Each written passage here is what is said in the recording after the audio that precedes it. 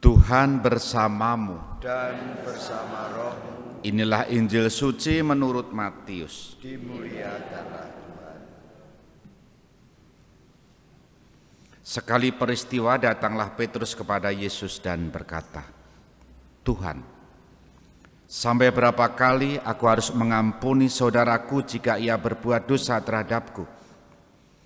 Sampai 7 kalikah? Yesus menjawab, bukan hanya sampai 7 kali, melainkan sampai 70 kali 7 kali. Sebab hal kerajaan surga itu seumpama seorang raja yang hendak mengadakan perhitungan dengan hamba-hambanya. Setelah ia mulai mengadakan perhitungan, dihadapkanlah kepadanya seorang yang berhutang 10.000 talenta. Tetapi karena orang itu tidak mampu melunasi utangnya, raja lalu memerintahkan supaya ia beserta anak istri dan segala miliknya dijual untuk membayar utangnya. Maka bersujudlah hamba itu dan menyembah dia, katanya, sabarlah dahulu, segala utangku akan kulunasi. Tergeraklah hati raja oleh belas kasih akan hamba itu, sehingga hamba itu dibebaskannya dan utangnya pun dihapusnya.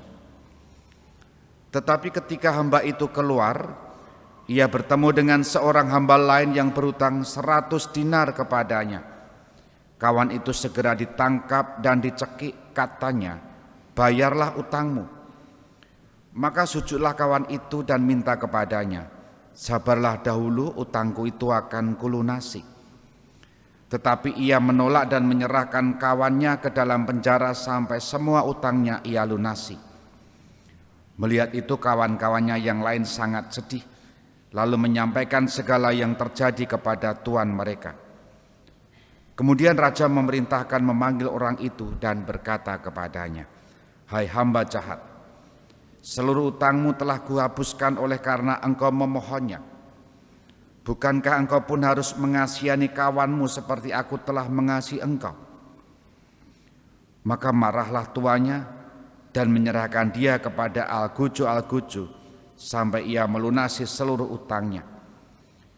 Demikian pula Bapakku di surga akan berbuat terhadapmu jika kalian tidak mengampuni saudaramu dengan segenap hatimu. Setelah Yesus selesai dengan pengajarannya, berangkatlah ia dari Galilea dan tiba di daerah Yudea di seberang sungai Yordan. Demikianlah sabda Tuhan. Terpujilah Kristus. Saudari-saudara terkasih, selamat pagi berkah dalam. Di beberapa titik tempat jalan raya ada beberapa patung polisi, ya. Pernah melihat ya? Saya pernah mak jegagi gitu, saya pikir ada polisi di situ, ternyata patung. Dan beberapa orang juga merasa mak jegagi gitu ya. Tapi kalau sudah terbiasa di situ ada patung polisi, ya nggak apa-apa. Kira-kira apa maksudnya di situ? Nah, tafsirannya macam-macam. Tapi sepertinya begini menurut saya. Tentu itu patung bukan manusia, tapi mampu membuat orang waspada. Betul enggak? Ya. Lalu bedanya apa patung dengan polisi yang hidup ataupun kita lah? Patung polisi itu kalau ada orang melanggar tetap dibiarkan kan? Karena dia tidak bisa melihat, tidak bisa mendengar dan tidak punya hati. Nah, bisa jadi kita pun juga bisa seperti patung polisi itu. Kelihatan manusia tubuhnya, tapi hatinya tidak ada, matanya tidak bisa melihat, telinganya pun tidak bisa mendengar. Yang ingin saya katakan sederhana. Yesus ketika ditanya oleh Petrus tentang pengampunan sebanyak berapa kali? 7 kali. Yesus tidak menjawab 7 kali, tapi 70 kali, 77 kali, 7 kali. Artinya apa? Tak terbatas. Nah, sabda Tuhan ini kalau kita renungkan tidak mudah tampaknya. Tidak mudah itu bukan berarti tidak bisa. Penggambarannya Yesus tadi dengan perumpamaan. orang yang mohon ampun, yang hutangnya tak terbayarkan atau tak mungkin terlunaskan saking banyaknya saja bisa ditebus oleh Sang Raja, menggambarkan kemurahan hati Allah, belas kasih Allah yang luar biasa. Manusia memohon ampun kepada Tuhan, tetapi manusia ketika sudah diberi pengampunan tidak memiliki hati yang penuh ampun terhadap sesamanya.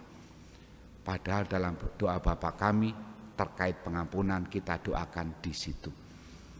Maka ringkasnya sebetulnya kalau kita tidak bisa mengampuni seperti sabda yang Tuhan maui hari ini, apa bedanya kita dengan patung polisi? Blegere ono ning atine ora ono terkait dengan pengampunan itu.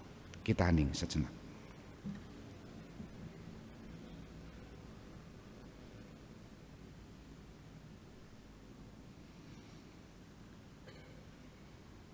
Dimuliakanlah Yesus yang dulu hidup, sekarang dan selama-lamanya. Amin.